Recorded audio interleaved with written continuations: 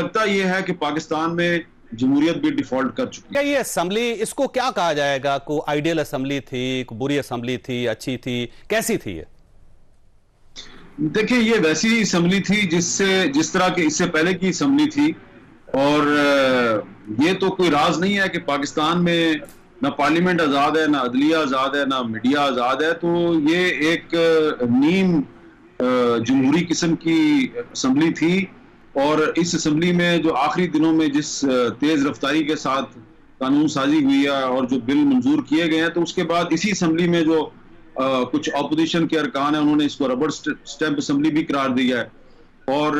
بہت سے متنازع قانون بھی اس اسمبلی نے منظور کیے ہیں، بہت سے اچھے قانون بھی منظور کیے ہیں، تو اچھی باتیں بھی ہیں اور بری باتیں بھی ہیں۔ لیکن انفارچونیٹلی یہ جو اگست 2023 کا مہینہ ہے، یہ مہینہ جو ہے یہ آئین پاکستان کے نفاذ کے 50 سال پورے ہونے کا مہینہ ہے۔ 14 اگست 1973 کو جو ہے ہمارا آئین جو ہے یہ نافذ ہوا تھا، اور اب 14 اگست 2023 بھی آنے والی ہے، اور آج جو ہے اس اسمبلی کی مدت ختم ہو رہی ہے۔ اس لحاظ سے دیکھا جائے تو آئین کی بالادستی کے حوالے سے اس اسمبلی کو جو کردار ادا کرنا چاہیے تھا وہ میرے خیال سے ویسا کردار یہ اسمبلی ادا نہیں کر سکی، بلکہ اس اسمبلی نے کچھ ایسے بل بھی منظور کر لیے ہیں جو کہ خود اسی اسمبلی کی جو انڈیپینڈنس ہے وہ اس کو کمپرومائز کرتے ہیں۔ جیسا کہ یہ تھوڑے دن پہلے ایک آفیشل سیکرٹ ایکٹ کے نام سے جو بل منظور کیا گیا ہے، بظاہر اس میں کافی ترمیم کی گئی ہے، لیکن ابھی بھی اسی اسمبلی کے بہت سے ارکان اور اسی پارلیمنٹ کا جو ایوان بالا ہے اس کے بہت سے ارکان یہ کہہ رہے ہیں کہ اس بل میں ابھی بھی ایسی شکیں موجود ہیں جس کے تحت آنے والے وقت میں جو ارکان پارلیمنٹ ہیں ان کو بھی گرفتار کیا جائے گا بغیر کسی مقدمے کے۔ تو میں سمجھتا ہوں کہ بڑے مشکل حالات میں شہباز شریف صاحب وزیر اعظم بنے تھے۔ بطور وزیر اعظم تو وہ یہ کہہ سکتے ہیں کہ انہوں نے پاکستان کو ڈیفالٹ سے نکالا، لیکن لگتا یہ ہے کہ پاکستان میں جمہوریت بھی ڈیفالٹ کر چکی ہے۔ ٹھیک ہے حافظ صاحب، آپ کی طرف آؤں گے، یہ فرمائیے آپ اس اسمبلی کو کیا کہیں گے، کیونکہ آپ کے اپنے لوگ اس کا اسمبلی کے اندر جو کچھ ہوتا رہا اس سے مطمئن تھے۔ کامران مرتضی صاحب سب سے پہلی آواز انہوں نے اٹھائی، انہوں نے کہا ایسا لگتا ہے ربڑ سٹیمپ یہ قومی اسمبلی ہے اور ہمیں پارلیمنٹ میں اس لیے بلایا گیا کہ آئیں، چائے پئیں، کھانا کھائیں اور گھر چلے جائیں۔ بسم اللہ الرحمن الرحیم، بہت شکریہ جاوید چودھری صاحب۔ لیکن ایک بات میں ضرور کروں، میں یہ نہیں کہہ سکتا کہ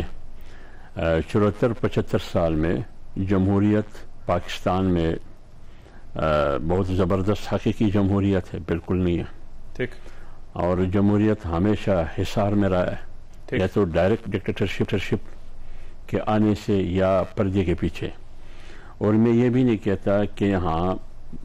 کروڑوں 24 کروڑ عوام کو وہ سہولیتیں دی گئی کہ جن کی وہ ضرورت تھی، وہ بھی نہیں ہے۔ لیکن بدقسمتی یہ ہے کہ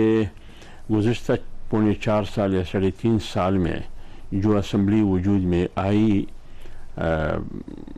نوٹ کے ذریعے یا طاقت کے ذریعے یا کالے کوٹ کے ذریعے، جس کو ہتھوڑے کی بھی سپورٹ حاصل تھی، جس کو ہتھ کڑے کی بھی سپورٹ حاصل تھی، جس کو ڈنڈے کی بھی سپورٹ حاصل تھی۔ اب ساری سپورٹ 16 مہینے آپ کے پاس رہی۔ ابھی آ رہا ہوں اسی پر۔ تو اس یہاں تک کہ وہ دونوں اعتراف کرتے ہیں کہ ہم نے تو پروجیکٹ کو لایا، مسلط کیا، لیکن ہمارا ارادہ تو یہ تھا، لیکن نتیجہ نہ دے سکا۔ ٹھیک ہے۔ اور دوسرا حصہ پارٹ کہتا ہے کہ ہم تو قانون سازی بھی نہیں کر سکتے تھے، ہم بلیک میل ہوتے رہے، اختیارات تو کہیں اور تھے، بلکہ ٹیلی فون کال کے ذریعے ہم سب کو اب کون سے اختیارات آپ کے پاس اب جب پی ڈی ایم کی جو حکومت آئی، اتنا میں ضرور کہہ سکوں گا کہ ہم اس مقصد کے لیے نہیں آئے کہ ہم حکومت کے مزے لیں، ہم آئے تھے 3-4 مہینے کے لیے، لیکن اندر جب دیکھا تو ایک طرف ہماری 1.5 کی سیاست تھی، 1.5 مسجد کی سیاست، دوسری طرف ریاست تھی۔ لہٰذا ہم اس میں حق بجانب ہے کہ پاکستان کو ڈیفالٹ ہونے سے بچایا، پاکستان کو سری لنکا بنانے سے بچایا، پاکستان کو معاشی طور پر، سیاسی طور پر ایک سمت دیا، پاکستان کی سیاست کو گالم گلوچ سے نکال دیا، معاشرت کو بد اخلاقی، بد زبانی، بد کلامی سے نکال دیا، ایک سمت ہم نے دیا۔ ہاں، یہ بالکل ہے آپ کی بات کہ ایسی قانون سازی یہاں ہوئی جس پر جمعیت علماء اسلام کو بھی اعتراض تھی، जिसमें पीपल्स पार्टी को भी एतराज़ थी, यानी वो हुकूमत में शामिल जो इत्तेहादी जमातें थी ये उसको भी कौन कानून साजी कर रहा था जिसका आपको पता ही नहीं था? आपको पता है हमने तो डायरेक्ट अपनी इत्तेहादी जमात को तनकीद कर, हाँ बिल्कुल लीडिंग जमात है उसको निशाना बनाया कि जब आप कानून साजी करते हैं तो कम से कम अपनी इत्तेहादी जमातों को काबीना से अप्रूव हो के कई बिल्स आए हैं और उसमें आपके मिनिस्टर्स बैठे हुए। तो मैं यही कह रहा हूँ ना, उस मिनिस्टरों से भी यही सवाल है, मेरा मिनिस्टर है जिसका भी मिनिस्टर है उनसे भी क्या मैं सवाल नहीं कर सकता हूँ? सवाल करूँगा, अपने सफ़ों में भी करूँगा, यहाँ भी करूँगा। तो यही सवाल हमारे साथियों ने सीनेट में उठाया कि आप कानून साजी करते हैं इतनी बेतहाशा कि कोई रजवाड़ा है, तो ये कोई रजवाड़ा है, ये पार्लियामेंट है, रबर स्टंप है। अगर हम इस किस्म की आंखें बंद करके कानून साजी करते हैं फिर हमारे बैठने की यहाँ कोई ज़रूरत नहीं, हम बाहर जाएंगे, आप लोग बैठ के कानून साजी करें। इस किस्म की जमहूरियत, इस किस्म की पार्लियामेंट भी मेरे ख्याल में जमहूरियत और पार्लियामेंट के माथे पर एक सया दबा है, ये भी होना चाहिए और नहीं होना चाहिए। अगर हम वाकई चाहते हैं कि इस मुल्क में जमहूरियत हो, जैसे कि अहमद मीर साहब ने कहा कि 50 साल पूरे होने को है, 14 अगस्त 2023 आ रहा है, हम कहां करें? लेकिन 50 साल पहले हम कहां थे, अब कहां आइन के 50 साल नहीं मनाए जा सकते क्योंकि जो आइन का हुलिया है हम उस पर फख्र नहीं कर सकते। आज मैं यही कह रहा हूं कि जो आजादी हम चाहते थे, आजादी तो ये है कि पार्लियामेंट सुप्रीम हो, जमहूर की हुकूमत तो वो उस वक्त है जब पार्लियामेंट सुप्रीम हो, आइन की हुक्मरानी हो, कानून की बालादस्ती हो, कहां है वो? तो आज इसका मतलब ये है कि आपके साथ भी धोखा हुआ है। और जैसे शायद खाना बासी साहब ने माफी मांगी, कौन से? शायद खाना बासी साहब ने जो बात की थी, उन्होंने कहा कि गुज़िश्ता पौने 4 साल जो असेंबली चली वो उसके बाद भी उन्होंने बात की, लेकिन जिस तरीके से उन्होंने उसके बारे में बात की जो 16 महीने उसके बारे में वो तनकीद नहीं की जो माजी की जो पौने 4 साल की उस पर। इसलिए मैं कहता हूं कि कमजोरियां हैं, मैं नहीं कहता हूं कि नहीं है कमजोरियां, लेकिन हमें ठीक करना चाहिए। नहीं मैं साहब आपकी तरफ आऊंगा, ये फरमाइए सर, आज आपकी वहां पे पेशी थी, आपने जाना था, चेयरमैन साहब से मुलाकात करनी थी, 3 या 4 वकला को इजाजत दी हाई कोर्ट ने, तो आज आप गए या नहीं गए? जी थैंक यू सो मच, बहुत शुक्रिया, आप सबको मेरा सलाम। गुजारिश करता जाऊं कि आज हमने जो पटिशन्स फाइल की हुई थी जिसमें सबसे जो बुनियादी 2 हमारी मैं गिनता हूं, एक तो हो गई अपील और सस्पेंशन, उसको एक आप कर लें कि वो तोशाखाना वाला ऑर्डर हमने जो चैलेंज किया हुआ है, और दूसरी पटिशन वकला के हवाले से एक्सेस और उनकी फैमिली, डॉक्टर और